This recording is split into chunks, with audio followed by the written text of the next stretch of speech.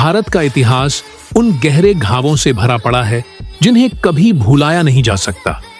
औरंगजेब, जो खुद को एक सुल्तान मानता था, ने भारत में धार्मिक असहिष्णुता की जो लहर चलाई, वह आज भी हमें याद है।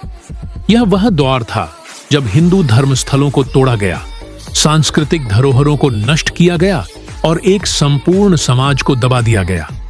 लेकिन क्या आप जानते हैं कि औरंगजेब ने यह सब क्यों किया? क्या यह उसकी शक्ति का दुरुपयोग था या केवल एक विचारधारा की जीत? 1669 में औरंगजेब ने काशी विश्वनाथ मंदिर को नष्ट करवा दिया और उसके स्थान पर गुजरात के अहमदाबाद में एक मस्जिद का निर्माण कराया। यह घटना हिंदू समुदाय के लिए एक गहरी चोट थी, क्योंकि यह एक प्रमुख हिंदू तीर्थ स्थल था। 1679 में औरंगजेब ने जजिया कर फिर से लागू किया, जो एक विशेष कर था जिसे केवल हिंदू समुदाय से वसूला जाता था। इस कर का उद्देश्य हिंदू जनसंख्या को आर्थिक रूप से कमजोर करना और उनका उत्पीड़न करना था। औरंगजेब ने सोमनाथ मंदिर को भी नष्ट किया और उसे मस्जिद में बदलने की कोशिश की। यह हिंदू धर्म की एक प्रमुख धार्मिक धरोहर को नष्ट करने का स्पष्ट उदाहरण था। औरंगजेब ने जयपुर और उड़ीसा के प्रमुख हिंदू मंदिरों को भी नष्ट किया और उनके पुजारियों को शारीरिक और मानसिक उत्पीड़न का शिकार बनाया। औरंगजेब ने जमींदारी व्यवस्था को मजबूत किया और करों की दरों को बढ़ाया, जिससे किसानों को कर्ज की स्थिति में फंसा दिया गया। यह उनकी आर्थिक नीति का एक महत्वपूर्ण हिस्सा था, जो भारतीय कृषक समाज के लिए एक संकट बन गया।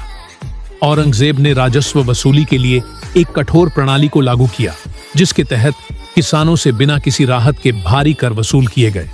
इसके कारण कई किसान कर्ज के बोझ तले दब गए और आत्महत्या करने के लिए मजबूर हो गए। औरंगजेब ने कथक नृत्य और भारतीय संगीत पर प्रतिबंध लगा दिया। यह भारतीय सांस्कृतिक धरोहर का नाश करने की एक और कोशिश थी। इसके अलावा उन्होंने कई प्रमुख भारतीय संगीतकारों और नर्तकों को दरबार से बाहर कर दिया। औरंगजेब ने फारसी साहित्य को बढ़ावा दिया और भारतीय भाषाओं और साहित्य की उपेक्षा की। भारतीय साहित्य और कला के पारंपरिक रूपों को नजरअंदाज किया गया और इसे समृद्ध करने के बजाय दबाया गया। औरंगजेब का शासन, जिसके नाम पर कई मंदिरों का विनाश हुआ, हिंदू समाज पर आर्थिक और मानसिक अत्याचार किया गया। वह आज भी भारतीय समाज में विवाद का कारण बना हुआ है।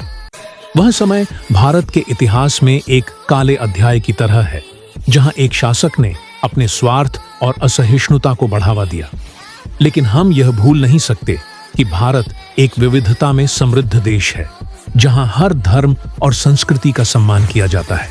औरंगजेब के अत्याचारों ने हमें यह सिखाया कि किसी भी समाज की शक्ति और अच्छाई उसके सांस्कृतिक और धार्मिक सम्मान में है, न कि उसे दबाने में। इतिहास हमें याद दिलाता है कि सच्ची महानता सहिष्णुता और समरसता में है, न कि विभाजन और घृणा में। अगर आपको इतिहास के इस काले अध्याय के बारे में और जानकारी चाहिए, तो हमारे साथ जुड़ें और जानें कैसे हमें अपने अतीत से सीखने की जरूरत है।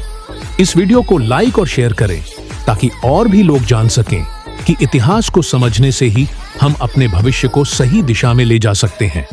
और हाँ, अगर आपने अभी तक हमारे चैनल को सब्सक्राइब नहीं किया है, तो जल्दी से सब्सक्राइब करें, ताकि आप हमारे आगामी वीडियो में और भी दिलचस्प और ज्ञानवर्धक विषयों के बारे में जान सकें।